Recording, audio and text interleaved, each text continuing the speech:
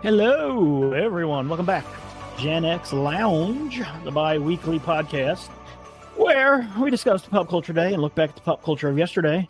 Mostly we just shoot the shit. This is episode 39, which is Cuckoo for Cocoa Puffs. I am Brian. Today with me in the lounge, we got the whole gang is here today, which means we got the mighty Quinn.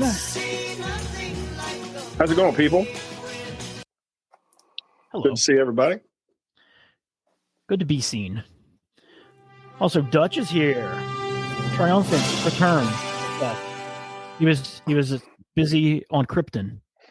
On Krypton, planet Krypton. Yes, and I am eagerly watching for updates from CinemaCon, where the Warner Brothers DC panel is about to start here pretty soon. And while we're recording, we may see a new Superman trailer drop. So that's exciting. We may have breaking news. Breaking ass news. Not so breaking news. Bolo's here.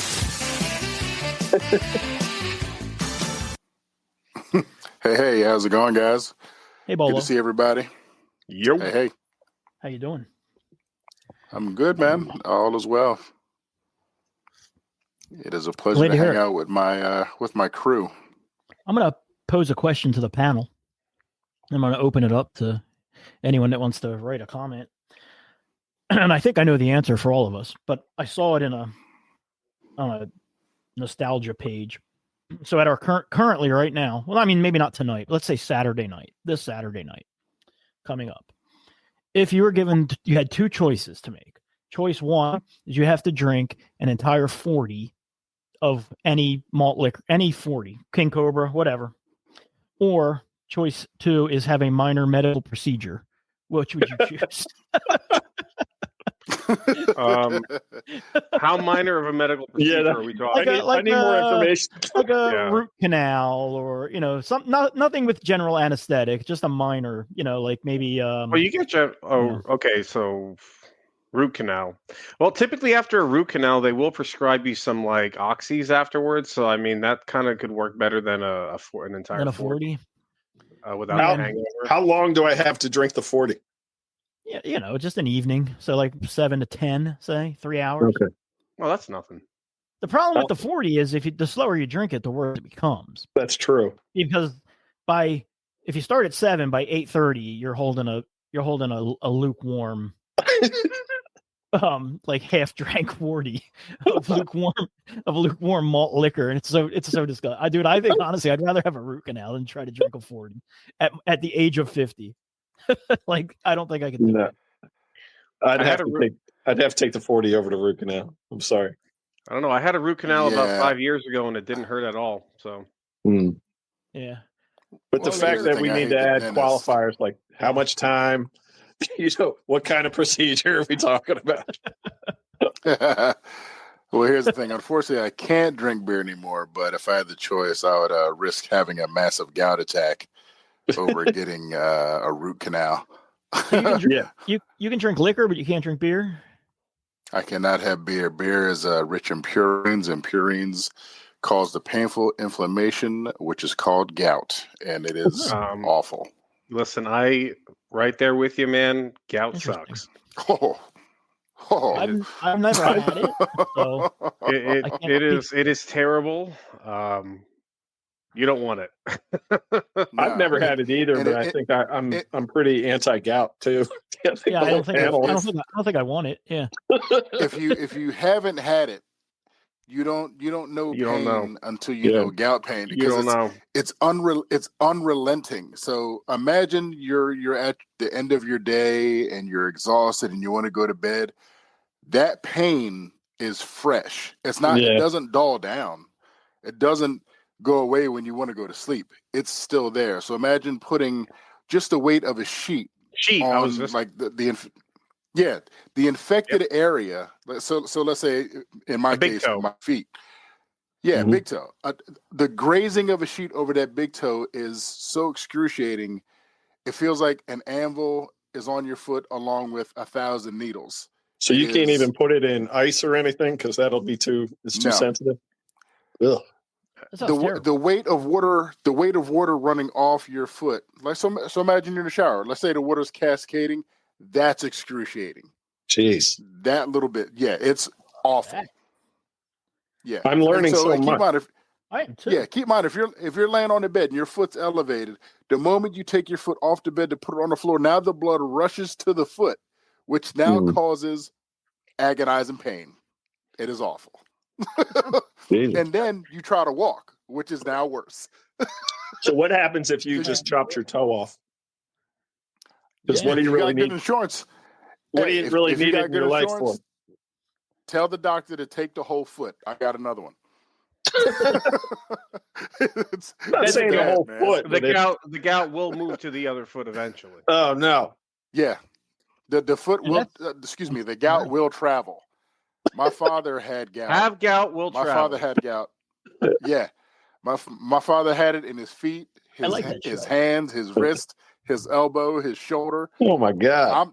Damn! I don't want it to go past my feet. His neck and his back. No, but it really sucks. It sucks because like it's basically your kidney's inability to filter out uric acid. So there's things you can take, like there's like medications like colchicine or like allopurinol, I believe, like it regulates your uric acid. Yeah, allopurinol.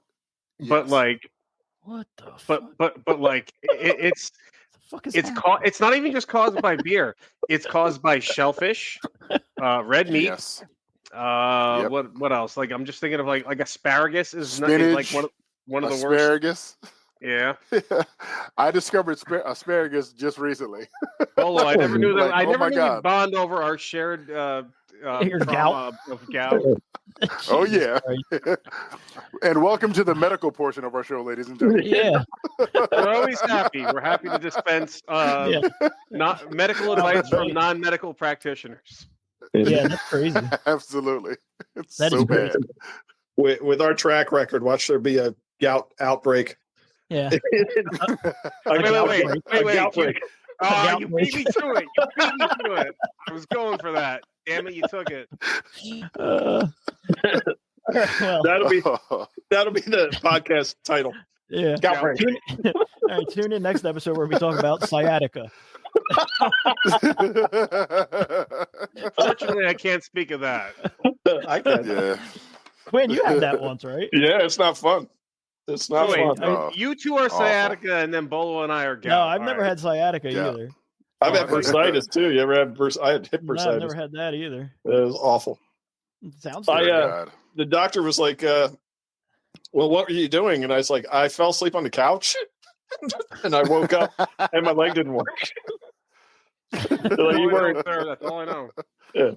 You weren't running. You weren't. I was like, no, I was the opposite of that. I fell asleep. You and doctors accusing you of things when you're injured like that, when you rolled down that hill in college and broke your glasses. Would you get like a piece of glass in your eye or something? Yeah, I had glass in my eye, and the doctor would not accept that I did it dead sober. Why Which, I mean, if you're dealing with, because it was dark, right? If you're, and when you're going down a hill and then you're going way faster than you thought you were going to be in the dark. In the dark. And I forget what we were even up there for, but the doctor would not accept that I was not high.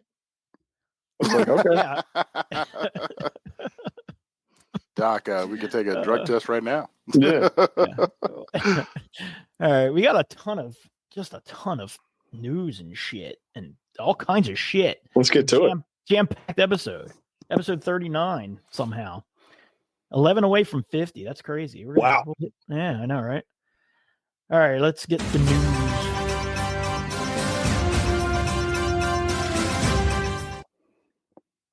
Here's a bit of happy news. Oh, by the way, today is April 1st, but for the purposes of this podcast, we're pretending we're still in March. So, gotcha. There you go. So I believe I saw this yesterday, but all the days run together. Pretty sure it was yesterday. Happy 98th birthday to William Daniels, who you may know, depending on how old you are, as one of two things. You may either know him as Mr. Feeney from Boy Meets World, or if you're our age, you would know him as the voice of Kit. Yeah. Still alive, 98. Wow. Yep. He probably won't be next episode after I gave him a happy birthday. Very good. I know. Then I saw this in sad local-ish news, but it's also pop culture news. Philadelphia's flagship Macy's store closed on March 23rd.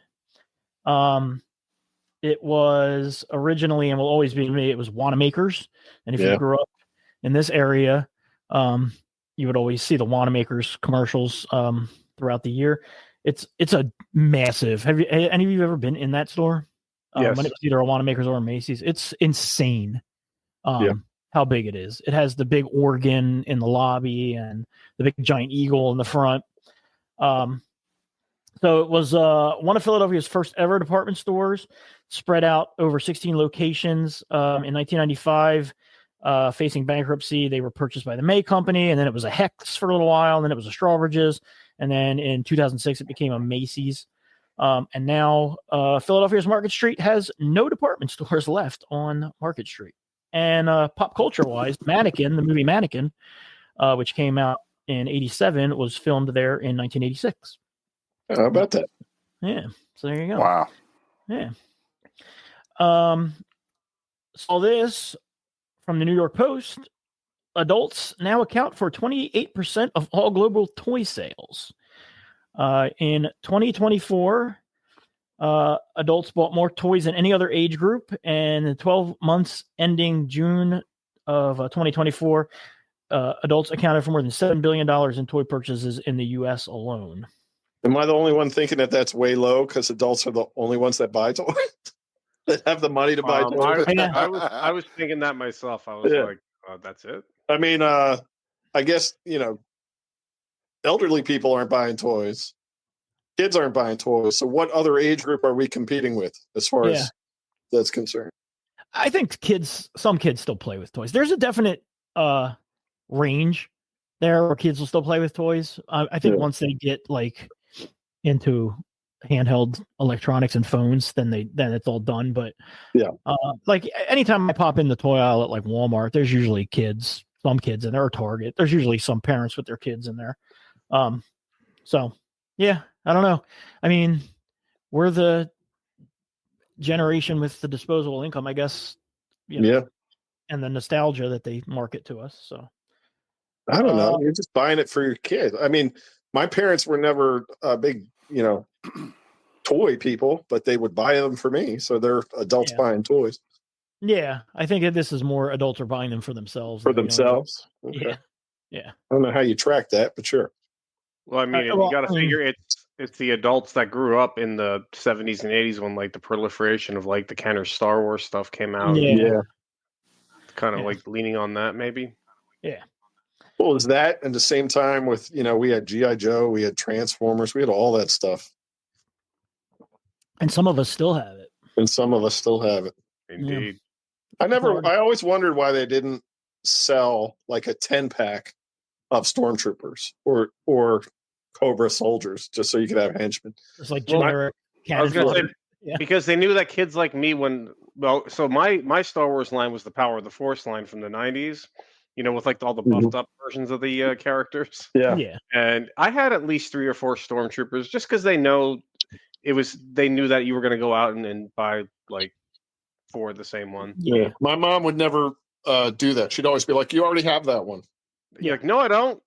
That's a different one." I need 20 of them. Yeah. Mine were always an amalgamation of different toy lines anyway. So my He-Man would fight with my you'd get the knockoff He-Man figures. Yeah, that had dinosaur heads, and then there was the Black Star figures, which they were all on the same scale, so you could play with them all as the same thing, and you would just kind of assign them to different factions. I was going to say the worst. You know what I mean? The worst for me was the fact that I had no access to Bandai Godzilla figures until 1994 when I found out they existed. So I basically was using either the Imperial Godzillas or all those little assorted mall knockoffs or a generic dinosaur. I had a Stingray that I used as the flying Hedorah. Oh yeah. Because I had the Shogun Warriors Godzilla, the big one that shot his fist. I had that one. Which had nothing. I had that one. I nothing, love that one. Yeah, nothing scaled with it. You know what I mean? Like it was just it was way too big for all my other dinosaur figures. So and then like 90% of my Godzilla stuff was just like plastic dinosaur toys. You know what I mean? Yeah. And I would just kind of make do. Like these are some first world problems I'm hearing. I know. Right Dude, it was terrible. You don't know the pain, man. Yeah, I do have some Godzilla toys now, though, so I'm good. Finally, good news. Coyote versus Acme, which we discussed a few times, has been purchased and is being released. So Catch Up Entertainment has purchased it for $50 million. That's the company who released The Day the Earth Blew Up, which is the current Looney Tunes movie that's out in theaters. So we'll get to see it finally. That's pretty cool. Yeah, that's pretty awesome. Who is in that? I just saw an interview the other day with somebody talking about that, one of the voice actors, and he was famous, and I forget who it was. Yeah, it's got, it's like doing the mix of the animation with the live action. Like is it? So maybe it's not a voice actor. Like maybe Roger Rabbit. Yeah, I think I don't think they'd get anybody different to do any of the, I would assume they would get the cartoon voices to do the voices of the cartoon character. Right. But there are regular actors in it, like playing lawyer. I mean, the whole thing it's like cartoons exist in the real world, essentially. So, okay. Kind of like a Roger Rabbit thing. So. But the guy was really upset. He's like, like I said, it's an actor you'd recognize. I just forget who it is, but he was like, you pour yourself into these, and you love it so much, and you think it's so good, and then they put it on the shelf. And he was really upset by it. This is before I heard this news. Yeah. Let me see. Coyote versus Acme cast. Will Forte. Yeah, that's who it was. John Cena. I thought John Cena was in it. Yeah. So those are the two biggest ones, I guess, as far as as names. Yeah, but I've seen pictures of Will Forte in the courtroom sitting next to the Coyote, so I'm assuming he's like Wile E. Coyote's lawyer. The way he was talking made me really want to see the movie. You know what I mean? He was talking like it was really good. Like he's seen the finished product and it was good. So yeah, everything I've read from people that have seen it say that it's really good and it's really funny. So yeah, I would definitely. I'm definitely hoping that it gets a theatrical. I mean, even if it doesn't, at least it's getting released. You know what I mean? So that's good. Let me see other movie news. Zelda, The Legend of Zelda, they're doing an animated movie, I assume in the style of the Super Mario movie. But I would also assume it would be more of a serious movie, not silly like Super Mario. And that is getting released March of 2027. I'm sure that will probably be very successful, I would think. And then when was it? Last Thursday, when Marvel did their big, slow, all day long cast announcement for Avengers. Doomsday? That's what it was for, right? Yeah. They can't seem to do anything right these days. No, man. And it's like, I feel like maybe back in the Infinity War Endgame days, they could have done an 8-hour slow rollout of all the cast, but like, what in the fuck are you doing, dude? Like, who has time to sit here and watch all of this? Like, it was insane. It was just every 15 minutes or so, the camera would just move to another chair with an actor's name on it. Like, just nuts. And once you see one of the Fantastic Four, they're all in it. Yeah, exactly. So without further ado, the announced cast thus far is Chris Hemsworth as Thor, Anthony Mackie, Captain Falcon, Vanessa Kirby as Sue Storm, Paul Rudd, Ant-Man, Florence Pugh as Yelena. Makes me happy. Yeah, it makes me happy. Spoilers. Yelena's awesome. Spoilers for Thunderbolts. Louis Pullman Sentry. Danny Ramirez as regular Falcon. Baby Falcon. Yeah, Baby Falcon. Mexican Falcon. Condor Man. Joseph Joseph Quinn as Johnny Storm, David Harbour, Red Guardian, Winston Duke, and Baku. That's a good one. I'm glad to get more Winston Duke. I always say Baku. He's awesome. Hannah John Kamen as Ghost, Tom Hiddleston as Loki, which honestly is a bit of a surprise. I thought his arc was done. And then we got some interesting ones. Patrick Stewart as Professor X. Yeah. Ian McKellen as Magneto. Boy, they better hurry up and film this shit. Yeah, Alan Cumming as Nightcrawler, Rebecca Romaine as Mystique, James Marsden as Cyclops, Channing Tatum as Gambit, Tenoch Huerta is back as Namor, which is good. That's good too. Yeah, Simu Liu is back as Shang-Chi, which is finally good. Yeah. I liked Namor in that crappy sequel. Too. I liked him a lot. Yeah, I like him in everything. He's just a cool character. I was impressed with him. Yeah, he's a cool character. I thought they did a good job with him. Yeah. Unfortunately, we didn't have a Chad Boseman to go against him. That's all. Yeah. That's just which it would have made the character even better to me personally. Well, it's interesting you say that because as you'll see here shortly, Sebastian Stan as Bucky, Letitia Wright as Black Panther. So you are getting Black Panther again. Eben Moss Bacharach as the Thing, and Kelsey Grammer as Beast. So there are some. Obviously, Robert Downey Jr. is Dr. Doom, but there are some. No Hugh Jackman. Notable. That'll be a surprise, I think. Left out. Well, I think. Will it though? They're not. Yeah, is it going to be a real surprise? There's 1,000% chance that Deadpool is in this movie. Yeah, and I think, like Tom Holland's not in it. Come on. Like, obviously, Spider-Man's going to be in this. Yep. So, yeah. My whole thing is that's already a lot of people. Yeah. Even if the movie's 3 hours long, like how much it has to be. Yeah. How much screen time are these people getting? Well, when you have two teams, like the Fantastic Four is there and the Thunderbolts are there. And the Avengers are there and the X-Men. And then you have the Wakandans. Yeah. They're like, I don't know how many individuals they'll do. They're just, you know what I mean? They'll do them all at once. The teams. Yeah. So, the format will probably be the same pacing as the Infinity War. Yeah. Where you had those segments of teams all over the place battling. Yeah. So I just would like everybody to at least have something to do. Like I can tell you, man, I hate to be a killjoy. I'm not excited about it at all. Like that's what I was going to say. Like, do you have hope for this? Because honestly, like when I see that amount of people, and I'm just like, they're not building it up, and I just, if it's not a fucking disaster, I'll be shocked. I have a ton of hope for it, but I just don't. I hope it's good. I have no anticipation at all because they haven't built out. I'm more excited to see the next Spider-Man movie than I am the other ones. Because even though I didn't love the Spider-Man movies, they were at least building to something. This one is just like thrown together. Like we're going to do an Avengers now.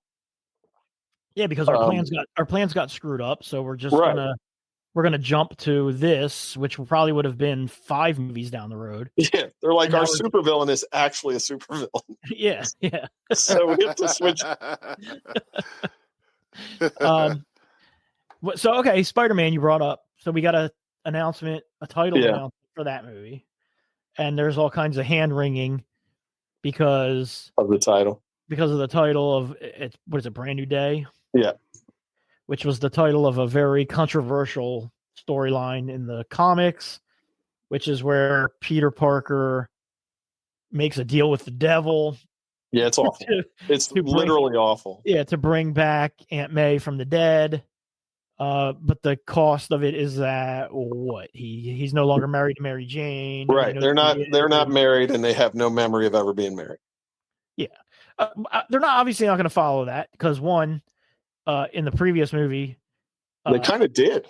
Yeah, they already did it. Mary Jane doesn't know who he is, and nobody knows that he's Spider-Man anymore. But here's the thing: like the reason they did it is because the editor at the time, and the current editor, I don't know if it's the same guy, but the current editor of Spider-Man still has the same view: is that he's better single.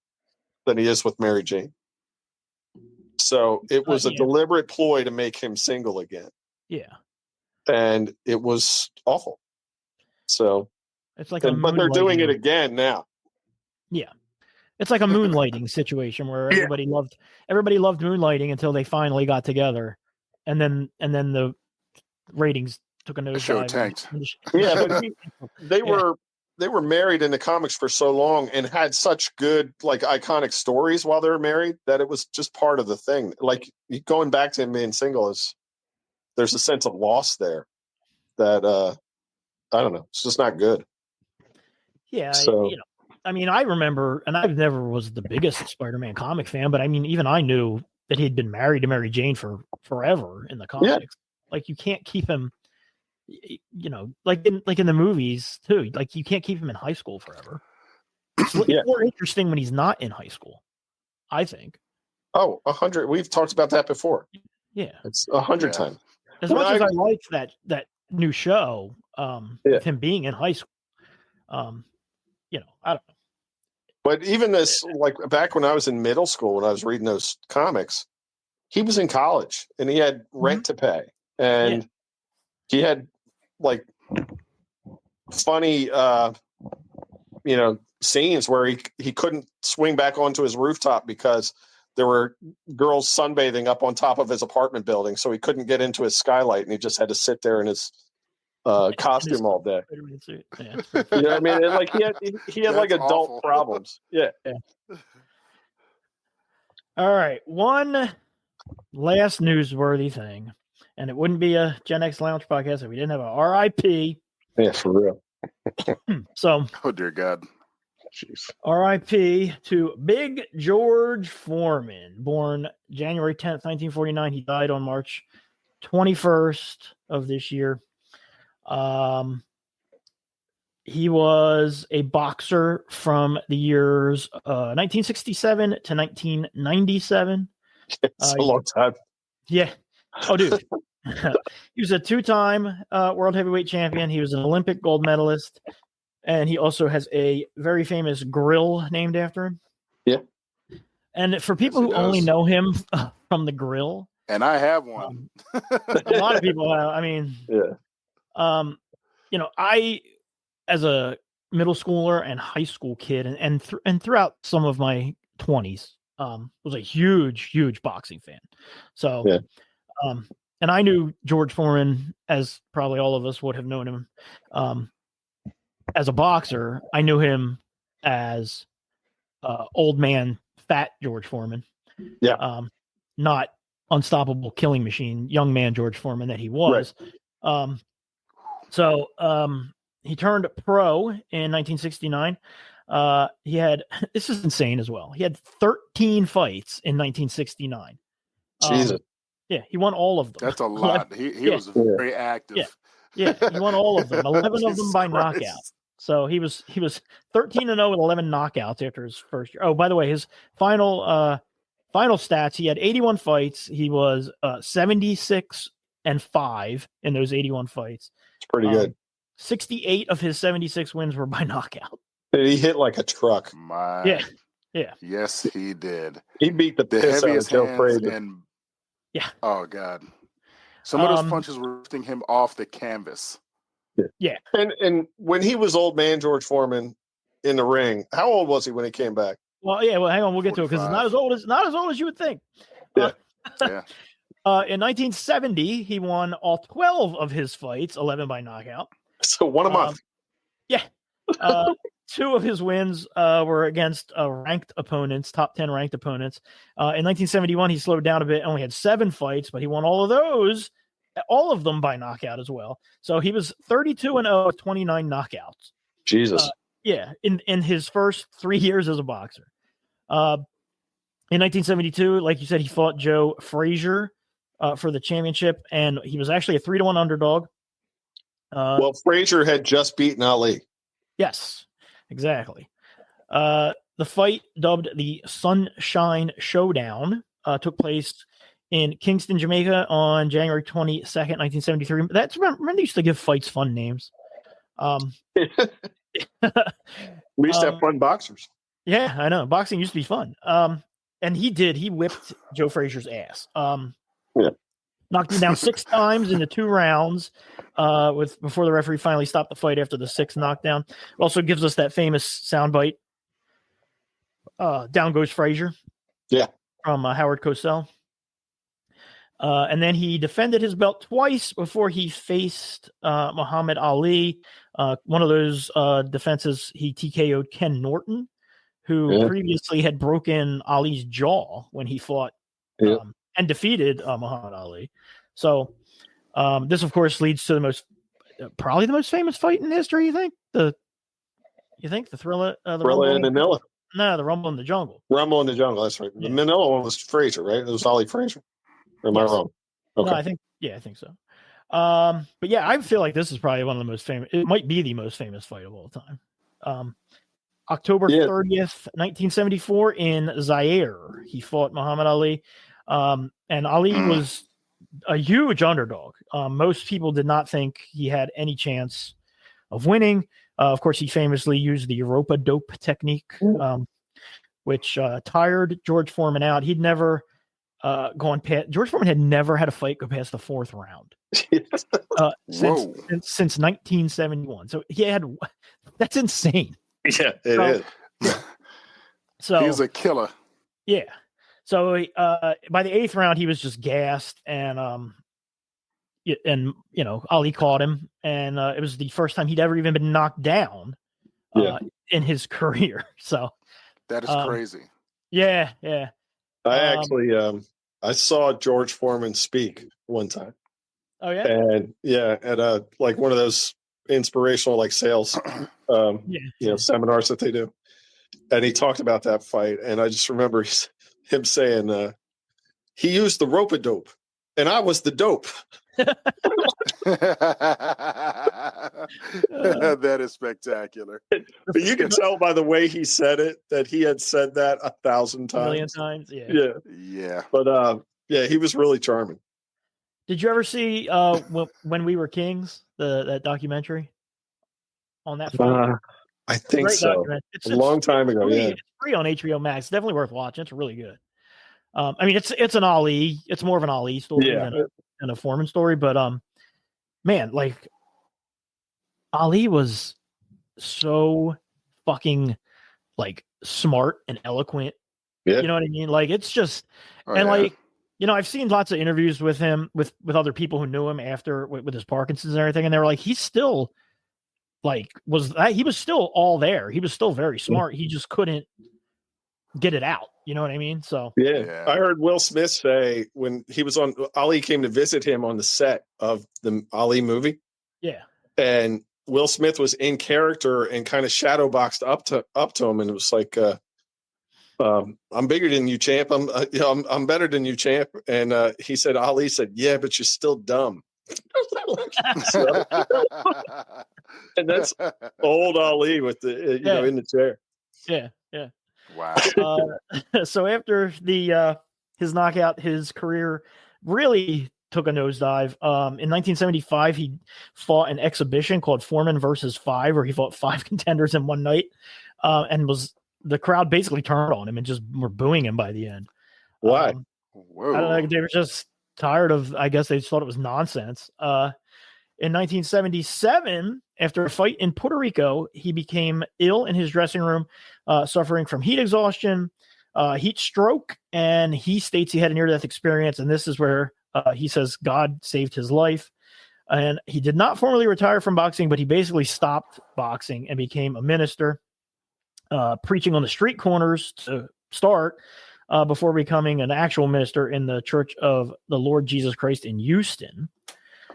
And that's pretty much what he did for 10 years until 1987, when he announced that he was making a comeback, and at the very old age of 38. So, oh wow, yeah, right. I didn't say go yet, Bolo. Okay, sorry, I'm excited. Oh God. Well, so much for a flawless flowing edit. Go ahead, Bolo. Smooth transition.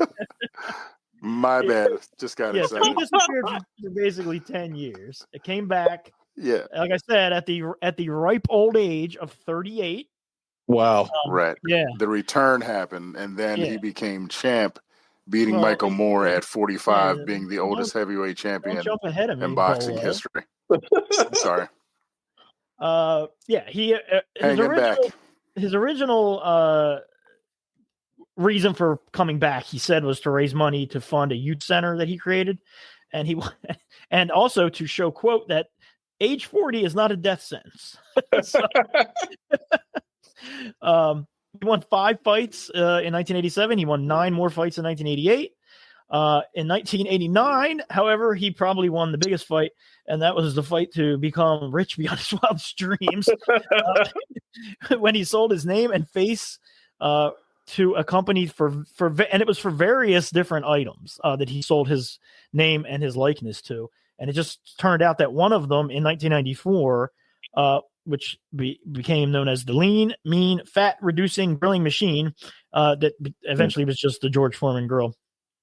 And he got 40% of the profits for each grill sold, which earned him at its peak $4.5 million a month. Wow. Yeah. What? Yeah. Oh my God. Yeah. In 1999, he was paid. George. Yeah. In 1989, they paid him $138 million outright to just have his name and likeness be used forever on the packaging and advertising for the George Foreman. And he didn't have to get punched in the face. He didn't have to get punched in the face. And as of over 100 million George Foreman grills have been sold. So Jesus. Yeah, it's fucking insane. God bless him. I mean, his kids are set. His all the Georges are set. Yeah, all the kids that he named George and Georgianne and that's my favorite. Yeah, that's my favorite George Foreman anecdote is that all the kids are named George. Yeah.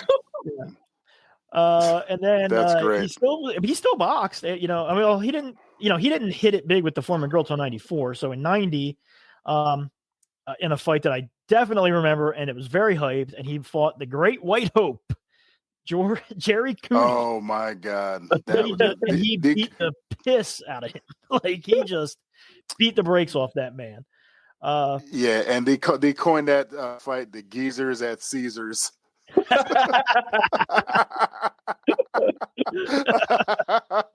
That's good. Because they were both so old at the age of what was he? He was 40. Yeah, so Cooney was 40. No, Foreman. Yeah. How old was Cooney? I don't know, but so this is still 1990. He won 4 more fights that year, which led him to his first shot at the title against undisputed heavyweight champion Evander Holyfield, one of my all-time favorite boxers. Yeah. And he did not have much of a people didn't give him much of a shot. Holyfield, I mean, at the time was just a monster. Yeah. And he went, he fought all the way to the end of the 12. He lost on every card. 116 to 111, 115 to 112, 117 to 110. But I mean, he made it, all the way through. Yeah.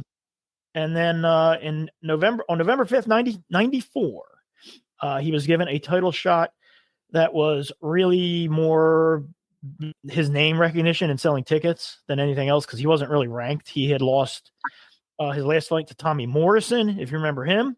I do remember him. Who was actually a pretty good boxer at one point.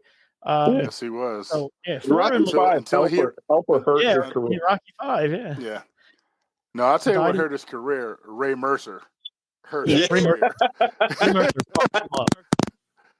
Mercer. He hit him so many times in his it was face unreal. While his arm was caught in the rope. He was that's actually one of those knockouts that I find uncomfortable to watch, because it's just like it was. He's completely helpless against the ropes. Yeah. The ref was behind Mercer. Yeah. Not in between the two fighters where he should have been. Yeah. To stop that brutal ass whooping. Yeah. Damn. So it was awful. So he lost to Tommy Morrison and he was unranked when he got this title shot. So he got a title shot at Michael Moore, who was 19 years younger than him. Moore's people thought it would be a pretty straightforward fight. He didn't really have a shot.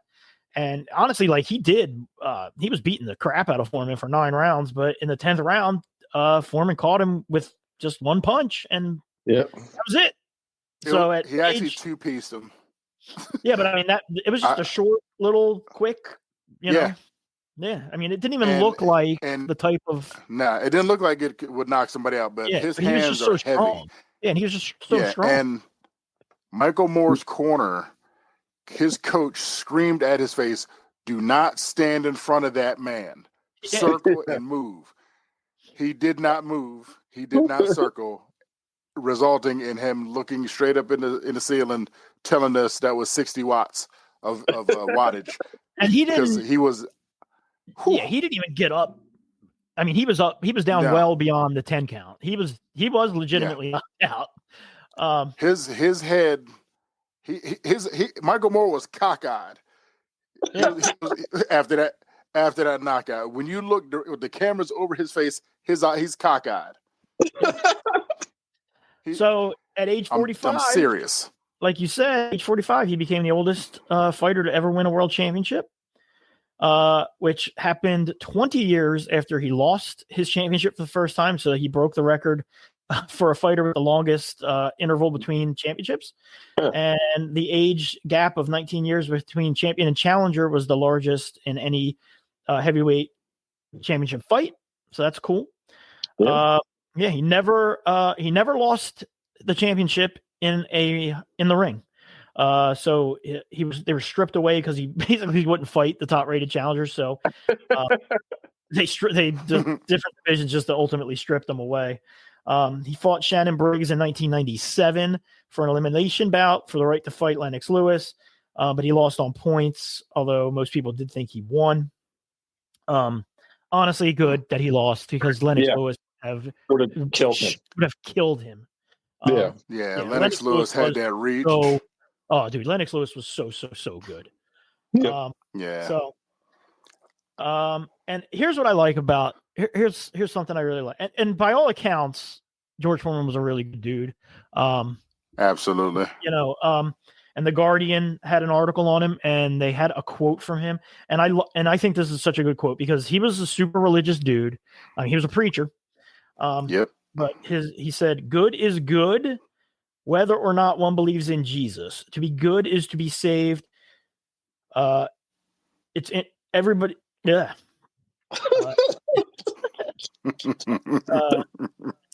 Everybody. Man. Yeah. Are you reading this for the first time? No. It's just my stupid spell check. Everybody being nice is his religion. Is basically the gist of it. So yeah, man, good guy, boxing legend, grilling legend. Yes, sir. Yes, sir. Legend and punching in and grilling. What are we looking at? 45 minutes?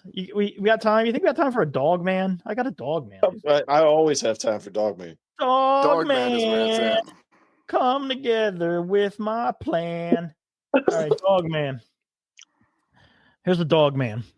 Dogman, titled "Driving Through Southeastern Kentucky, Dogman Came After My Vehicle." This is fantastic.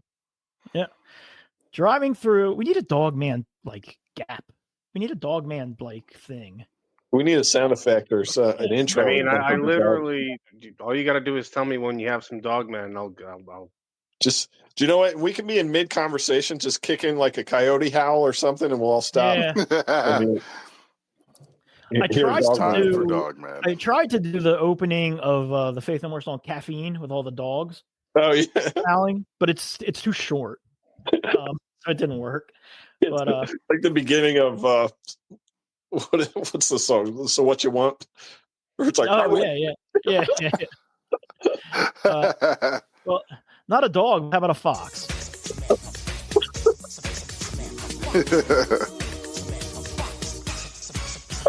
A man's a fox?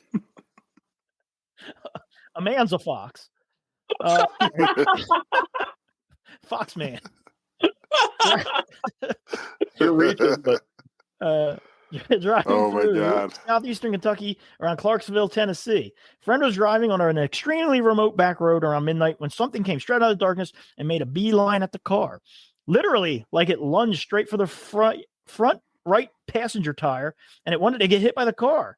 And as the driver swerved, it cut forward and rammed our car for a few seconds as it outpaced our vehicle, going 30 to 40 miles per hour, then suddenly disappeared back into the darkness. It was a human-shaped creature wearing a fur suit with an extremely long, straight brown hair like a human. Please let me know what you think. We are driving through the night and bugging out. So this dude apparently this dude posted this as it was happening. It was a live on the scene Dogman report. Here's some comments. Here's some good comments. Did this happen last night? Oh man, I'm sorry.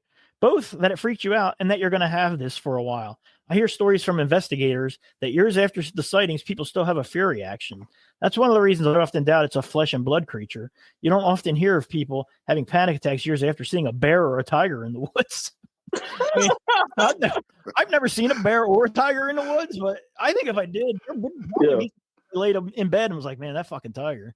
I'm having a panic attack. If I see a goddamn tiger, not in a cage. Yeah, exactly. It doesn't matter. I don't care if it's the woods or not. Yeah. Jesus. Even more terrifying to see it Who was seeing a tiger in the woods? In the woods. I know. So the follow-up comment to that one is it may be different if they were attacked by a bear or a tiger. As far as being bothered by seeing something like a Dogman, I'm sure the fact that you're seeing something most people would say doesn't exist or that you've only seen in a movie probably has a lot more impact than seeing something you know is real and know is out in the woods. Oh, God. Oh, my God. Yeah. Dude. Yep. Do you think this community just humors each other? Or, are they in on the joke? I don't know, man. I mean, there was a post of a Dogman skeleton that someone had made. And the question was why haven't we found any remains or something? And people were legitimately answering the question. So giving scientific theories. Yeah. They go somewhere and hide when they die. A cat will go someplace where it doesn't normally hang out when it knows it's about to die.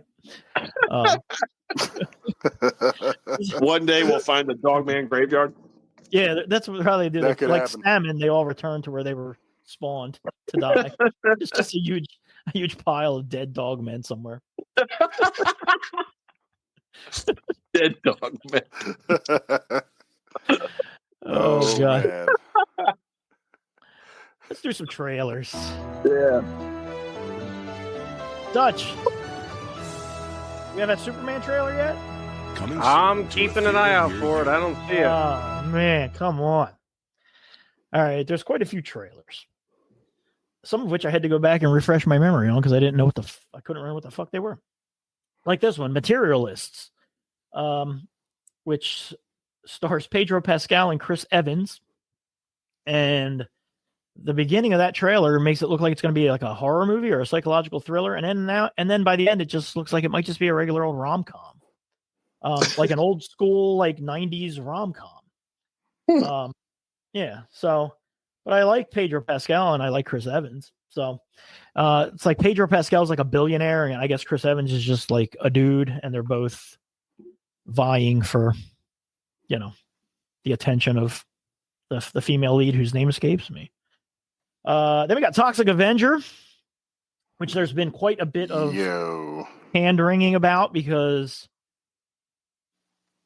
I don't know, man. It just doesn't. It looks odd. I was never the biggest Toxic Avenger guy, but yeah, it's Peter Dinklage as Toxic Avenger. I'm going to ask if you guys had sentimental attachment to the original Toxic Avenger. I never did. I do not, but some people are very up in arms over the trailer. That I guess the tone of it is way too silly. I'm not up in arms about it. I just love the original movie. Yeah. What do you think of Peter Dinklage as the Toxic Avenger? It's an interesting choice. It's one of those wacky things that could just be nutty enough to work. So I don't know. Yeah. Can't really. Yeah. It has that trailer has all the vibes of a super low budget, like old school, like trauma type of movie. You know what I mean? Which makes sense. It looks like it's shot on a camcorder. Yeah. The trailer's over the top violent. It really looks like a camcorder. Yeah. It's like it's below Blair Witch Hunt. Yeah, Blair Witch Hunt. Blair Witch Hunt. Project, whatever the fuck that movie's called. We got Pussy Willows Part 2. Here we go. Blair Witch Hunt. Blair Witch Hunt. Then we got Happy Gilmore. Sorry, I'm not over that yet. Which looks, and that's a Netflix streaming original.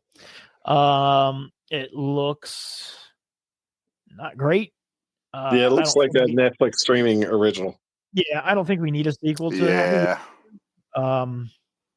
But I mean, the Axel F was decent, so I mean, I'm sure I'm gonna watch it. But that did nothing for me. It was Happy Gilmore with like the vibe of his Grown Ups movies. You know what I mean? Yeah. So, like, I don't know. It just, I don't know. It is, again, it's on Netflix, and I have Netflix, so I'm sure I'll watch it. Yeah. With commercials, because I've downgraded my Netflix, but it is what it is. I can't justify paying more than $10 a month for Netflix at this point. So no, I want to cancel Netflix immediately. I don't even usually I just kept it for like Stranger Things, and then I would have gotten rid of it, but then they had football, so I couldn't get rid of it before the football game. Yeah, and dude, I wouldn't be shocked if when football season rolls around that the $8.99 plan or whatever it is that I'm paying for doesn't get me football. I wouldn't be surprised if I have to upgrade it, because there are movies that I can't watch on the $8.99 plan. Oh, I didn't know that. Yeah, which is fucking bonkers. So, the main thing I watch on Netflix is The Great British Bake Off. I love that show so much. It's fantastic. Then we got a trailer that Bolo sent over called G20, which holy fuck, dude! Just is that with Viola Davis as as the president? Screams made for, direct to DVD. It's like she's the president and she's going to, I assume, the G20 summit and terrorist attack, but she's not just the president; she's also a super former military president. Who's running around saving all the other dignitaries and shit. It's just so ridiculous. It seems like such a throwback to a way different kind of movie that they don't make anymore. Yeah. And is that coming out in theater? I don't remember. Is that going straight? It's got to be going straight to stream. I'm not sure. I don't know, but it's probably fun. In the in the era of Reacher. Don't worry, we're talking about Reacher here in a little while. And then we also got a new Final Destination Tokyo Drift. That's not really what it's called. What the hell? What is going on? It took me so long to process that. I was like, that's not right. Something's off. Yeah, and that's oh my god! What is that? Like the 6th Final Destination movie, I think. And that's kind of a fun. I've not seen any of them. I've seen. Oh, really? I've seen several death scenes. Of us. Yeah, I've seen the first 2 for sure. I've seen several death scenes from throughout the series. I couldn't tell you which movies they're in, but I've never seen one of the movies all the way through. The first one has a plane crash scene and it's very early on in the movie. It's like in the first 15 or 20 minutes of the movie. It's the first. It's the precipitating incident of the entire series. And it's the most terrifying plane crash scene I've ever seen in any movie ever. Like, I already don't like flying, so Right. Like I will not go back and rewatch that scene. It's fucking terrifying. How could a Superman fan not like flying? Well, because Superman, when he crashes, typically doesn't die. Yeah, agreed. If Superman existed in real life, would you feel safer flying? Yes. Mildly. I mean, kind of. I'm hoping that he'll hear the engines blow up and get there in time. Yeah. If a plane does crash, are people then pissed at Superman? Is that how that works? You know they would. Yeah. Yes. Yes. You know, Trump would go on TV and be like, many people are saying that he was walking his cape.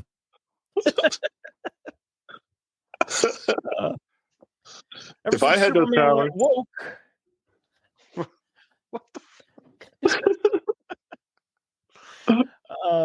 and then finally, the trailer that I am by far most excited for. We got a second and final trailer for Andor Season 2.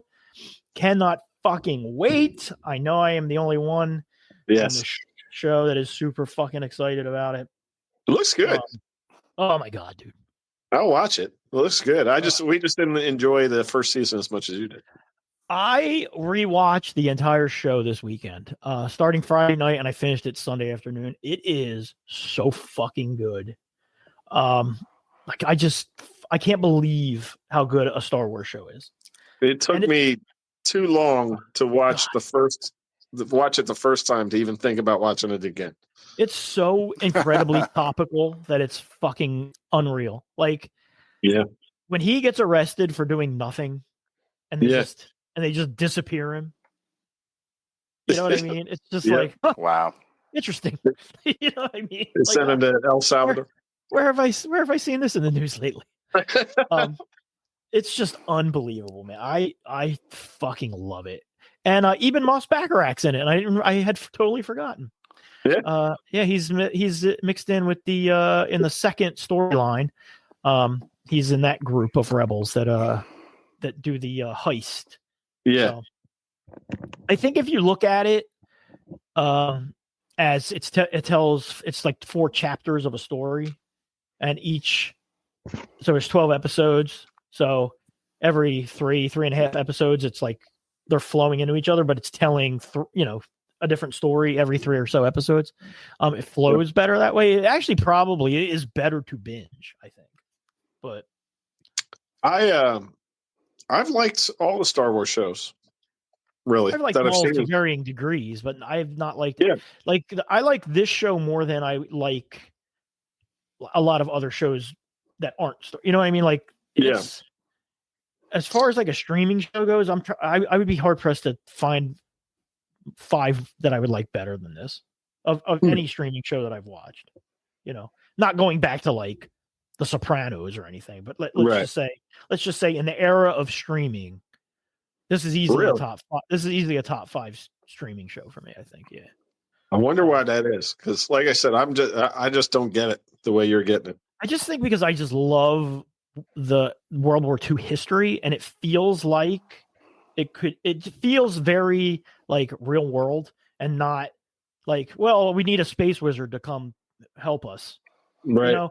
And it's almost weird because it's like, I don't like, all those things exist, you know what I mean? Like, but there's no indication that these people even kind of know that those kinds of things exist. Like none of them would, like, if Luke Skywalker showed up, they would all be, it would be like literally if Superman showed up here, you know what I mean? They'd be like, what the fuck? You know what I mean? Like, but my question then would be, why does it need to be a Star Wars movie then? I mean, it probably doesn't, but because, but I mean, Rogue One, which is all these characters are in Rogue One, is more of a war movie than it is a Star Wars movie. I mean, you do get that awesome scene with Vader at the end. Yeah.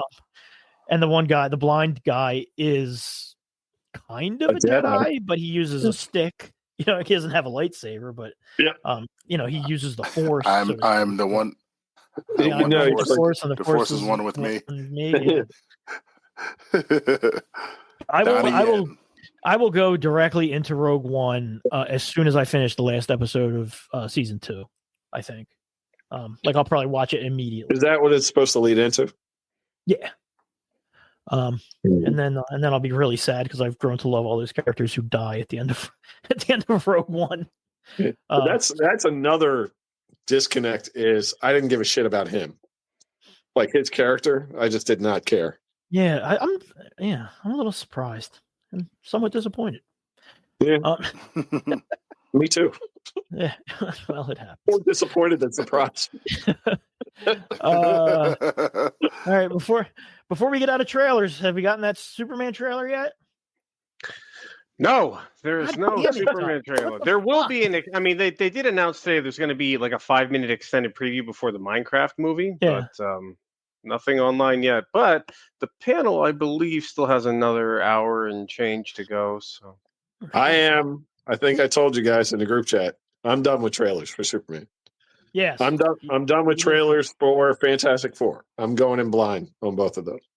Yeah, that makes two of us. I learned that from Quinn. Yep. They just give away too much. Yeah. Yeah, they tend to. I know who's in a movie. I want to see how it unfolds when I sit down with my pretzel bites and popcorn and large drink. I always watch the first, for movies I'm super excited about. I'll watch the first teaser so I can get the feel of what they're doing and have that little anticipation. But then I don't need to see anything after that. I want the scenes to be new. Right. Yeah. I mean, some trailers don't give away too much stuff, but I think for the most part, a lot of them do nowadays. They've been doing it for years, especially with the stuff that we love. It's just like we almost get a lot of what's gonna happen. Yeah, there's a lot of giveaway and some big key moments. And I remember how hyped we were after the Infinity War trailer. Yeah, well, that has the Thanos, narration. Yeah, voiceover. Yeah. That's the word I was looking for. Set it up so perfectly. And I didn't need to see anything after that. I didn't want to ruin it for me. Yeah. Yeah, they used to Marvel, and they did with Infinity War, and they also did it with Endgame, where they'll put scenes in the trailers that aren't even in the movies. Yeah. Or they'll have characters in certain scenes in the trailers that aren't in the scene in the movie. So like those are awesome misdirects. Yeah. A little fake out. It's pretty cool, yeah. So that's cool. But yeah, I don't know. I mean, I have a hard time staying away from like Fantastic Four. I would be shocked if I was able to avoid it because I kind of do want to. I'm excited about that. So I'm excited about it too. I want to go in fresh. I don't think a new trailer is going to make me more excited. You know what I mean? Yeah. That's just curiosity. I want to see it. So I'm going to, try to avoid that. Yeah, it's hard to avoid spoilers in general too, though. Like if Dr. Doom's in the new Fantastic Four trailer, like I'll hear within an hour, you're gonna know. You know what I mean? Yeah. So at that point, your it's almost like, well, fuck it, I'm just gonna fucking watch it anyway. Yeah. Or if you don't watch anything after that, if you don't read those articles and you don't watch anything after that, you can still kind of get the impact. Yeah. So ignore Todney at all costs. Yeah, just go live off the grid and yeah. No, you can see headlines, but don't read the articles. Is what I'm saying. Yeah. Block Todney. Yeah, for real. Yeah, our buddy. Oh my God, sends us everything. Shout out to Todney. Yeah, right on. So keeping with how we did it the last episode and maybe the one before that, probably keep this permanent. We're gonna flip back in the day and what we're watching because I know we're going to talk about Reacher and I know we're going to talk about Daredevil again. So I feel like we'll keep that at the end and I think we'll just keep it like that forever. So we're going to do back in the day now. Back in the day. And back in the day, I don't have a specific thing, but what I do have is a whole bunch of March facts. That are mostly pop culture related. So March facts, because it's still March. We've determined. March fact. 1959, the first Barbie doll was released. There's a fun March fact. Who cares? Yeah. Chamberlain scored 100 points versus the Knicks. What was that? I don't know who that came from. That was not me, bro. But no, that was me trying to stifle a laugh. Blow a rat.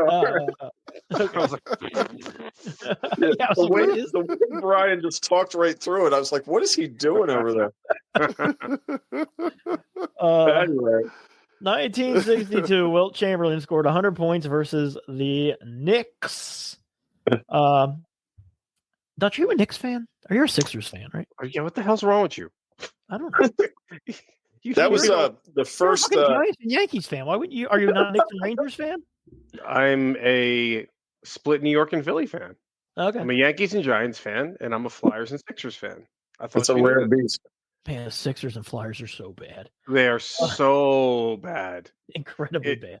Like, honestly, my sports world, it was saved this past weekend when the Yankees scored 36 runs and created a bunch of non-scandal bullshit. The biggest non-scandal scandal in baseball. Says all Yankee fans. Yeah. Anybody with a game, but, ever since Mark Wahlberg shot what's his face? Derek Jeter. Derek Jeter. That's why they call him the Yankee Clipper. That movie's fucking great. That's a great movie. It's so good. You know what else is great? Go online and watch the bloopers and outtakes from that movie. They're fucking phenomenal. 1977, March 1977. 8 is Enough and Three's Company debut on ABC. Oh man, great shows. Three's Company's so really funny still. I loved Three's Company. I didn't really watch 8 is Enough. Three's Company, the jokes on that show were so above our heads. You watch it now, it's actually it's pretty bawdy for a late 70s, early 80s show. Like the jokes they make for a show that probably was on at 8 o'clock. You know what I mean? In 1980, Who Shot JR? The season finale of Dallas, they premiered. Which for some reason in my brain, I equate that with being later in the 80s, but it was 1980. No, I remember that. Yeah, I remember. Do you remember who shot him? I remember it was what I was going to say is I remember it being a big deal at the time. It was in all the media. So I remember all the hype around it, but I never watched that show. I was too young. Right. Yeah, I didn't know anything about it. I just remember Who Shot JR being on the cover of magazines and TV guides. They parodied it. I can't say that word. On The Simpsons. Yeah, on The Simpsons. Yeah, Who Shot Mr. Burns. Yeah. Yeah. And that one was just as disappointing as Who Shot JR. In Dallas, it was his mistress who shot him. Yeah. And on The Simpsons, it was Maggie, the baby. Right. No, was it? Yeah. Yeah. Spoiler alert. Yeah, spoilers. Jeez. In 1982, March 1982, The Greatest American Hero debuts on NBC. Oh, I loved it. Yeah. And Police Squad debuted on ABC, which Police Squad, of course, only lasted 6 episodes. That show was so good. It's so funny. And the movies, obviously, the Naked Gun movies. But classics. Dude, but Police Squad had so many freaking funny things in it. Like, whether it was like the guest stars who would die in the opening credits. Like William Shatner got killed. Freaking Robert Goulet. Who the hell else? Freaking, I'm like, my brain's blanking right now. But like, yeah, I love that show so much, and it was I always loved how like the narrator, the title that he announced for the show didn't match the title screen. Yeah. That show may have been too clever for the time. So far ahead of its time. You know what I mean? You just took words out of my mouth. Yeah. It was so far ahead of its time. Because I'm sure people were like, "What the fuck is this?" But they wanted a laugh track for it, and like, oh no, yeah, that wouldn't have worked. So they resisted it, and that's yeah. Here's one that I thought was interesting because I remember these from being like a middle school aged kid. But in 1983. Swatch watches were introduced. Oh yeah, but I remember them being really popular, like in the late 80s. You had multiple Swatch watches, and but they could have been out for a while before they got. Before they won, Yeah, because that was definitely a middle school thing. So that would have been mid 80s. Yeah, and I remember the really really coolest of cool kids had like six. They had like 3 per wrist. Yeah, exactly. They went up and down their arms. That's crazy. Yeah, I had 0 per wrist. I also had 0 swatches. Yeah, my brother had like 70. Really? Dude, if he still had them, they'd probably they're probably collector's items. Yeah, still does that. Probably throw them all away. Yeah. No, I think they're all gone. That's a shame. And then I remember you also had to get the Swatch Watch Protector, which was the little it was like a rubber band that wrapped around the front and blocked part of the watch. So it was like, okay, like yeah, I guess I need that. Kind of silly. Yeah, a little bit. 1983 again. Billie Jean debuts on MTV. Yep. Best Michael Jackson song? Awesome. Probably. To me, that's my favorite Michael Jackson song. That probably wouldn't be for me. No, I liked Beat It as a little kid. I love that song. Oh, as a kid, I liked Beat It way more. But I also liked anything with like a rocking guitar. But as an adult now, like if I had to pick one and only one to ever listen to again, I would definitely pick Billie Jean. That video always kind of made me uncomfortable. Oh, wait. The Billie Jean video? Yeah, I don't know why. This made me uncomfortable. It was super neat how everything would light up. It was so cool. 1984. Vanessa Williams is forced to resign as Miss America. Yeah. Photos appeared in Penthouse magazine. With another woman. Yeah. And if you have that. There were some good photos. If you have that magazine, Bolo, throw it away. Throw it away, Bolo. Because it's illegal to own it. Illegal to own it because there are photos of Tracy Lords, who was actually the centerfold in that issue, and she was not an adult. Yeah. Holy monkey. 1985, Sheena Easton becomes the first and still only artist with a top 10 single on all 5 major Billboard charts: pop, country, dance, adult contemporary, and R&B for the song Sugar Walls, which I don't understand how that even can be. I just had to mute Bolo because he won't stop laughing. Stop it. The more he laughs, the more I'm laughing. I can't stop. All right, let me whatever the fuck it is. God damn it. Sorry, folks. In 1985, Sheena Easton became the first and still only artist with a top 10 single on all 5 major Billboard charts: pop, country, dance, adult contemporary, and R&B for the song Sugar Walls. I don't really see how that would be a top country song, but there it is. That was a country song? No, it wasn't. But it reached the top of the country charts. I have no idea how. Yeah, I don't know, man. Was that before or after her 9 to 5 song? Because people like that one too. I don't know. I wonder if she was just coasting on that. 9 to 5. Isn't that Dolly Parton? No. Well, what was it? No, Morning Train song. Oh, Morning Train. My Baby Trake's the Morning Train. That actually sounds country. Sheena Easton? Yeah. Isn't it? Yeah. Oh, I thought it was like Bar Mandrell or some shit. Well, yeah, I'm pretty sure that was Sheena. I thought it was Juice Newton. Just throwing out random country singer. Yeah, maybe it would have been then, I guess. That is definitely, I mean, Sugar Walls is not a country song. That's what I'm saying. But that Morning Train song. Yeah, I didn't know that was Sheena Easton.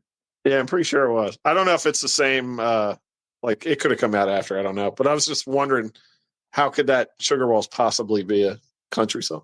Yeah. Or popular. Yeah, maybe it was piggybacked off her. Huh, interesting. Also 1985, second reference of Moonlighting, but Moonlighting premiered on ABC in 1985, March. I loved that show. I love the theme song by Al Jarreau.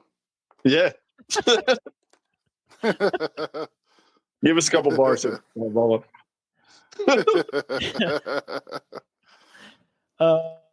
Moving to the 90s, in 1993, Beavis and Butthead premiered on MTV. Yeah. Okay. Yeah. 93. 93, yeah. Yeah, I know, right? I would think that was earlier, but go ahead. In 1995, Latina superstar Selena is murdered, and that's topical because her murderer was just denied parole, I think, like 2 days ago. I saw. Mm-hmm. Good. Yeah, fuck that bitch. What? Yeah, for real. Oh, you mean the killer? Yeah, not Selena. Yeah. I was like, what's wrong with you people tonight? Speaking of people getting killed, March 1997, Notorious B.I.G. is shot to death in L.A. Oh, wow. We still haven't solved it. It still hasn't been solved. 1997, Buffy the Vampire Slayer premieres on WB, not WIP, the sports station. WB. In 1997, the Heaven's Gate cult members all commit mass suicide. Addition by subtraction right there. Yeah, they all thought they were going to go up in the Hale Bop Comet. So they all put on their Nikes with the swoosh, and they all took poison and went to bed and died in bed. There's a really actual on HBO Max, and I can't for the life of me think of what it's called. It's like a 4-part documentary on that cult. It's fucking it's an excellent documentary. That actually was good. It's really good, isn't it? Yeah. Yeah. Did you know who like one of the cult members was Nichelle Nichols? Did we talk about this on a previous episode? I don't think so. Nichelle Nichols? Yeah, Nichelle Nichols. Her brother was part of the cult.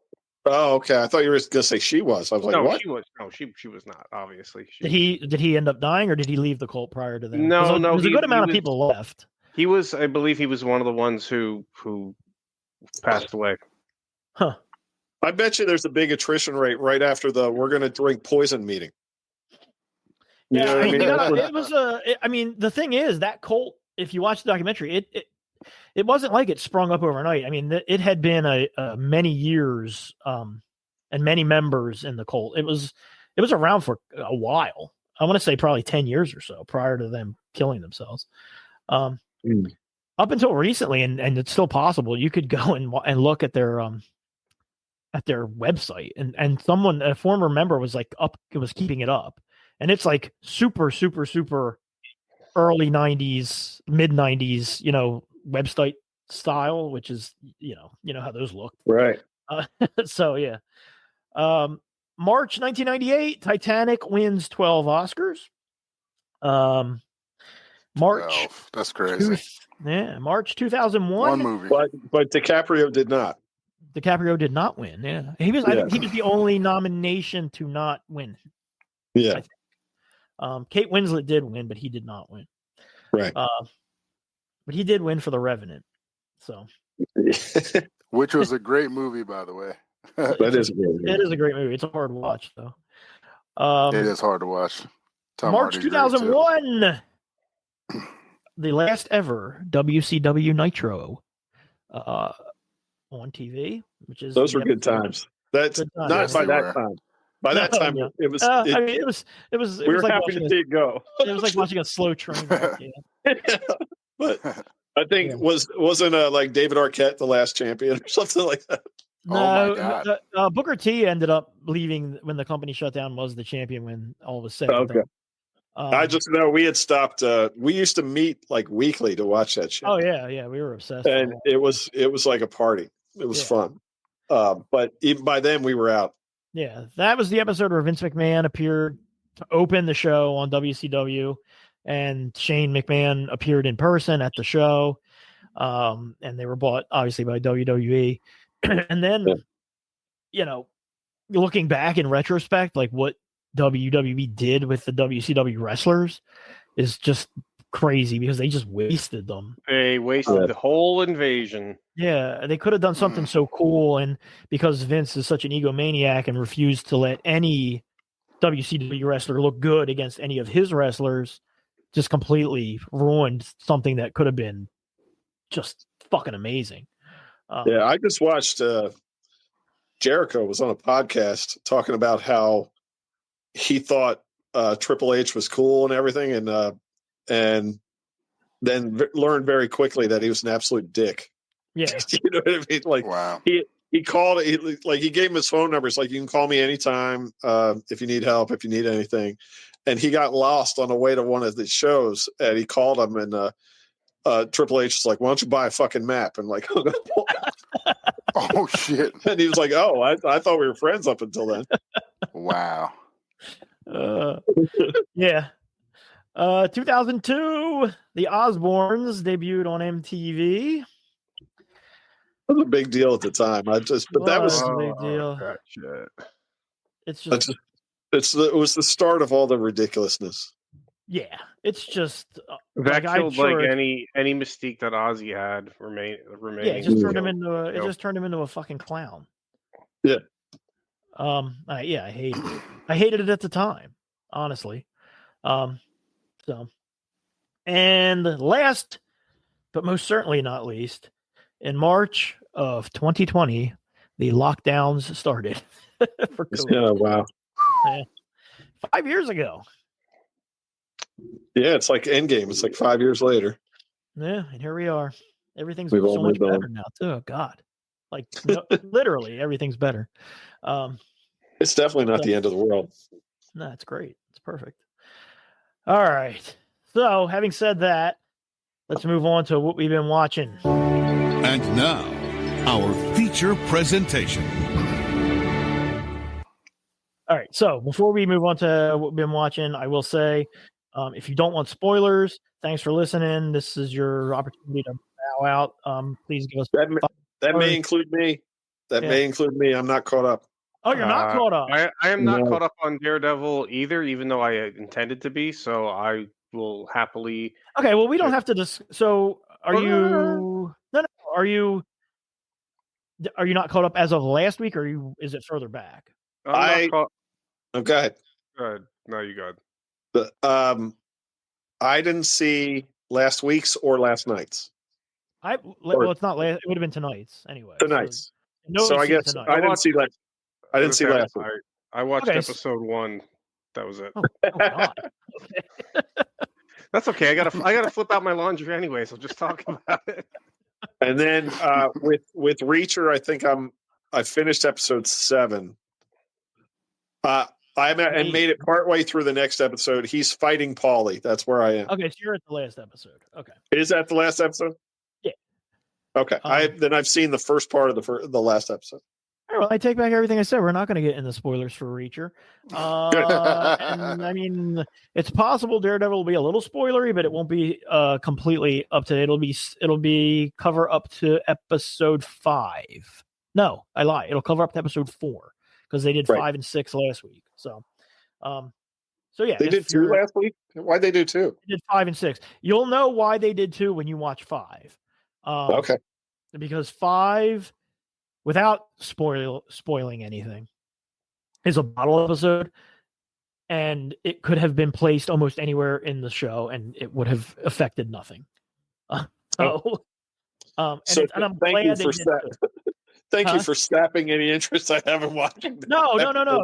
It's a good episode. It's a good episode. It's very much like if you were a regular Daredevil comic reader, and there was just an episode where he just happens to get involved in something, but it doesn't really advance the bigger plot. I think it does in one way that I won't tell you, but like in all, it doesn't move any of the big plot threads forward. So it's still a good episode. So all right. So anyway, we'll just do regular. But yeah, if you don't want spoilers, thanks for listening. I don't think we're gonna get super spoilery anyway, but you never know. So I'll kick it to you first, Bolo. Without going into Reacher and Daredevil, what anything noteworthy that you've watched since we last talked? Yes, I started watching Bash Reeves, Lawman, who's it's a Tyler Cherry. Yes, it is. You love that guy. Yeah, it is. It's a story of a black man who rises from being a slave into being a lawman, and Dennis Quaid is in it. Donald Sutherland is in it before his passing. I believe I'm 3 episodes in. Started watching it. Yeah, it's like it's an older show. It's on Paramount, I think. Paramount Plus, yes, it is absolutely fantastic. I'm looking forward to getting into more of those episodes. I'm pretty sure I've watched everything of Taylor Sheridan's except the one with Tommy Lee Jones, and I can't remember the name of that off the top of my head. Tommy Lee Jones has a show he stars in one of his shows. How many shows does Taylor Sheridan have? Like he's 7 or 8. He's the white Tyler Perry. Yeah. Yes, he is. All day. Interesting. But his content is very good. Unlike Tyler Perry's? Is that what you're trying to say? Tyler Perry makes a few good products, but we're talking quality TV that'll keep your attention. Does he make those shows and just put his name on them like the National Lampoon? Yeah. No, he's not only does he make some of that stuff, he's starring in some of that stuff as Medea. And then other stuff he's not like directly in. Okay. So, yeah. Yeah. But you, Quinn, anything? I'm trying to think of anything new I watched. I had a pretty busy couple weeks since we met last because I was studying for that test. But the one I'm interested in, I could tell you, is that new mob show. I think it's on Paramount also. I want to see with Tom Hardy. With Tom Hardy and Pierce Brosnan. I think Helen Mirren might be in it. Yes, one episode. I watched it. It's fantastic. Is it good? It's good. It's good. All right, I'm probably going to pick that up. I love Tom. Does Tom Hardy do a funny voice in it? No, I mean it's his normal kind of Tom Hardy stuff. It's just like he has his accent. I convinced myself he only takes roles if he can do a funny voice. A silly voice. Yeah. No, he's kind of normal in this one. I mean, he has, it's a Guy Ritchie production. So yeah, I love Guy there's Ritchie. that. If he does his voice from Peaky Blinders, it'll be my favorite show. You know what I mean? He's so good in Peaky Blinders. Yeah. I'm excited to watch that. I can't really think of anything else, movie-wise or not. I don't know if I brought it up last time, but I watched Bridge of Spies, the movie. I'd never seen it before. Yo, that movie is fucking great. Bridge of Spies? Tom Hanks. Have not. Oh, dude, it's so crazy. Steven Spielberg directed that, right? Yeah. It's like a forgotten Steven Spielberg. I mean, it's not even old. What is it? Maybe 10 years old? Maybe. The guy won the Oscar. It came out. It came out the same year as the Creed movie where Rocky gets cancer. Because a buddy of mine at work was pissed that the guy from Bridge of Spies got the Oscar and not Sylvester Stallone. Speaking of the Creed movies, I did watch Creed 3 as well, which is fantastic. Is it good? I've seen it. Is good. Jonathan Majors is good in it. I think I enjoyed that whole trilogy. I mean, it's Rocky movies that I didn't think I wanted to watch, but I got that as well in my repertoire. Yeah, the Creed movies are good. Yeah, they have like these interesting little twists in them. Yeah. You know what I mean? They hit you in the feels, and then they hit you with these plot twists, which are pretty cool. Bolo, though, I mean, honestly, you should. Bridge of Spies is definitely worth watching. It's fucking okay. Awesome. I will check it out. Based on a true story. If you remember the Cold War, you know what I mean. It's like it reminds you. Oh yeah, shit was like that. Yeah, I forgot all about that. That they built a wall in Germany where you couldn't go from one side to the other without getting shot. It's super good. That's crazy. Yeah. So, but yeah, I watched that. The guy that won the Oscar, I don't know if it was deserved. He's a great character, but he doesn't have a ton of lines in the movie. So he doesn't have a lot to do. Mark Rylance, I guess. And apparently he has. Yeah, he's the in the Bridge of Spies. Okay. Yeah. Okay. And then he also has a show where he's a spy. He's like a tailor or something like that. Oh, really? That's on. I think it's running now. I forget what streaming service it's on. I'll look it up. It seems like it might be up your alley, Brian. So I'll try to find it and send it. I love a good Cold War movie or show. So yeah. So that's about it for me. What have you been watching? Anything of note? I'm watching for news from this DC panel, but apparently they're saving it for last. Yeah. Anything else of note? Well, again, I was attempting to get caught up on Daredevil, and my plans were thwarted as they normally get. But I shall rectify that. Okay. But I'll tell you what. I did watch the first episode, and I do love the fact that like Daredevil's actually kind of moving like Daredevil moves in the comics now. Yeah. And it was funny because like Stephen DeKnight, who I follow on Twitter at whatever the hell X, he was the showrunner on the Netflix version, and he said that they wanted to do that style. Yes, thank you. And well, he wanted to, but budgetarily they couldn't afford to do it. Yes. Yeah. So because people were complaining in the Marvel Reddit group, like, all they're doing is turning him into another Spider-Man, the way he moves and stuff. And people were that's like, the way Daredevil moves. They would have. That's first off, that's how he moves, and two, he 100% would have moved like that had Netflix had the budget to do it. Yeah. So the best Daredevil fight I've seen on film was in. He has like a 5-minute scene in Echo, where you're like, holy shit, that's the Daredevil I wanted to see. Yeah, I was waiting for you to say the playground scene from Ben Affleck's Daredevil. I've been busting Bolo's chops for years about that scene because he likes that movie. Of course. He's also madly in love with Ben Affleck. So I've been busting his balls about that scene for as long as I've known him. That little story. Are we talking about the playground fight? Yeah. Yes. Mm-hmm. Bolo. Bolo, I know you love that movie. Yeah. And you know what? I'm gonna go on record and say I do like elements of that movie a lot. I like Colin Farrell as Bullseye, and even though that Bullseye was terrible, when he points at his head, he's like Bullseye, little things like that. And he points at his head. As bad as that movie is, it's like the fucking Godfather compared to Elektra. So yeah, if we didn't have that, we wouldn't have the Deadpool versus Wolverine scene. Yeah. I was just gonna say, like she got some great redemption in that movie. She's fine, and she's fine in the Elektra movie too. The movie's just terrible. Yeah, it's just not her fault. It's terrible. She's fine in it. What was that? Okay, so for me, I've seen a few things. And did anybody other than me see the Electric State, the big Netflix movie? The big I've been wanting to watch Netflix movie? Yeah, I got to watch it on my own. My wife doesn't seem like she wants to watch it.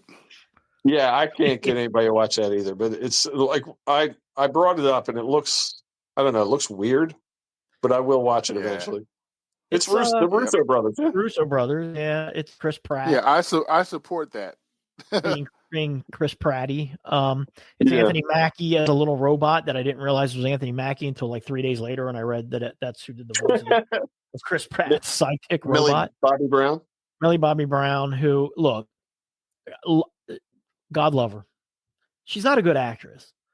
No, she's not great. And I think that's the biggest issue with the movie to me, was that she's just not a particularly solid actress. Like when she's playing Eleven on Stranger Things, who's supposed to be sort of like a stunted, not quite socially all there person.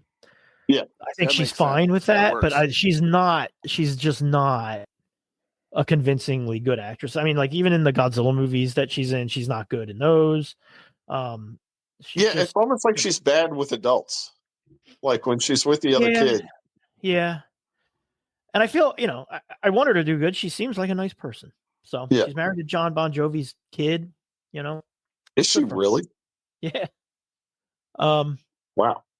But yeah, I mean, the movie itself is fine. I enjoyed it while I watched it. I forgot about it 25 minutes later. It's just, there's a few parts that are really funny. Chris Pratt's like a black market. It takes place in an alternate universe. So like the 90s here, but everything is robots are everywhere. They help with everything. They do everybody's like everything's robots. And then there's a robot versus human war.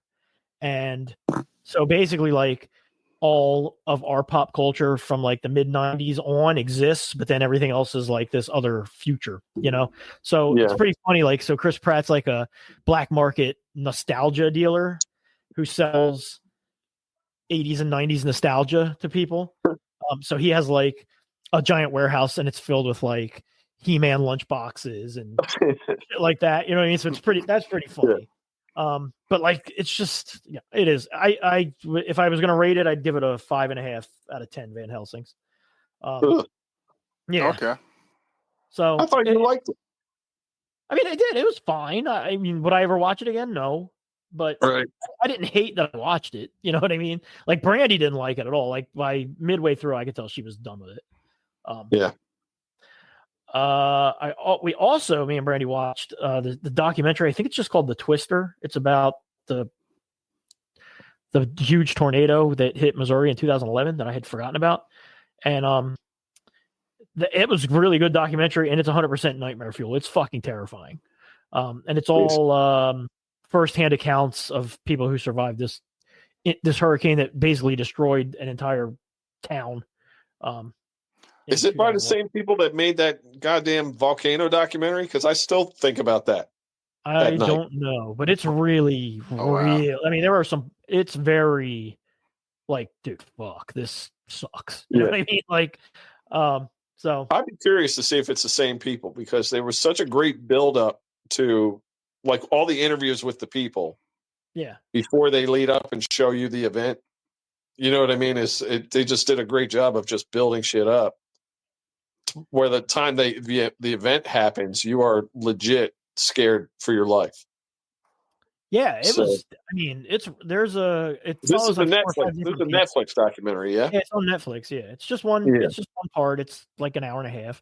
But I mean, they all have. You know, everybody's obviously got their cell phones. So you know, there's this one group that the guy's like a like as a hobby, he storm chases. But he's not like a legit store. He doesn't have like equipment or anything. Excuse me. He just likes to go out and, you know, look at tornadoes. See the extreme weather. Yeah. But, you know, they're out there and they're recording it and you can hear them being like, we need to get the fuck out of here. You know what I mean? And, so, you know, the one girl who's driving throws her cell phone on the dashboard of the car, but it's still recording. So you're getting this kind of creepy black swirling footage with them panicking in the background. And then when they find shelters, you know, her phone is still recording, but it's in the guy's pocket. So you're hearing like all this hell breaking loose. It's fucking scary. It's good. Well, now I'm gonna watch that. What's it called? It's called the Twister. And then it's got like a colon something, but not to be confused with Twister or Twisters. Yeah, no. And then lastly, and I would love to go more in depth with this once you guys see it, because you all absolutely need to fucking see it. I saw The Monkey. 10 out of 10. Dude, this is about the toy monkey that's been killed people. Dude, it is so fucking good and so goddamn funny. That makes me happy to hear that.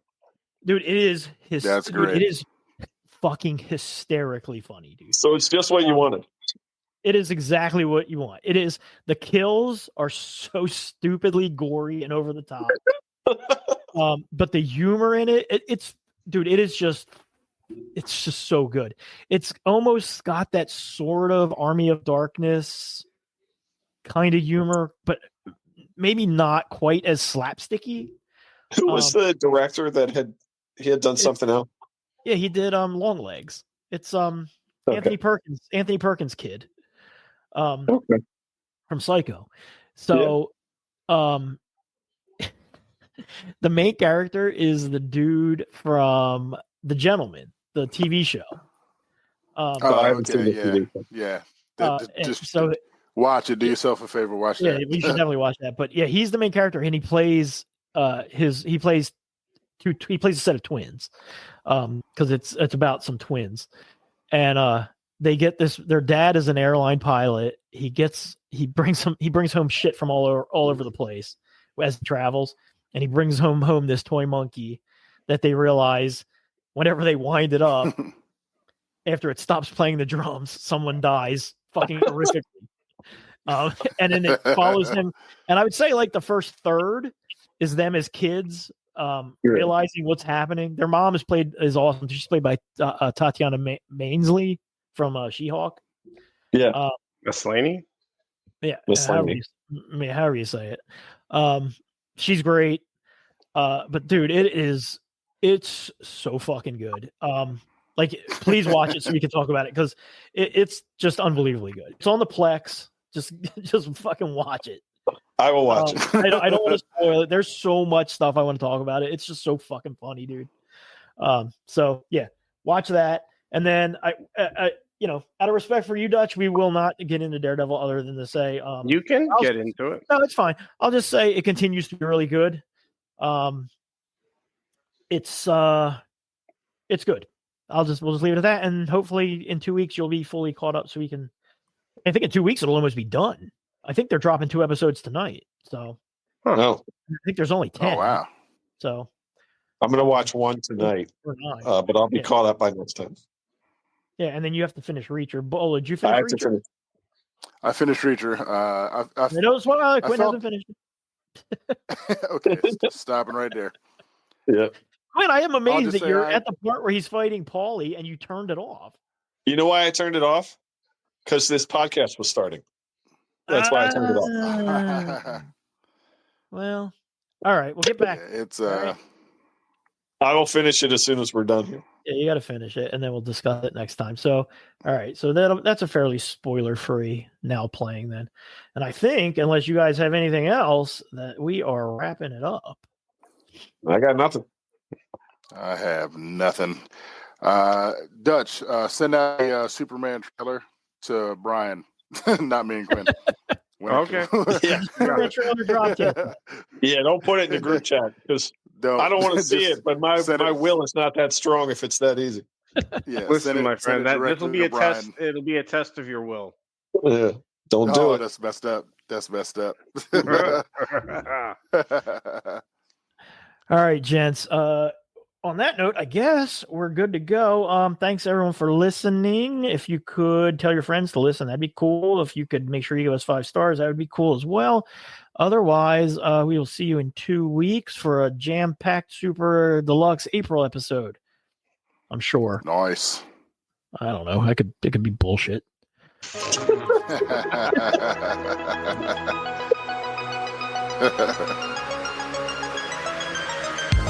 Canceled.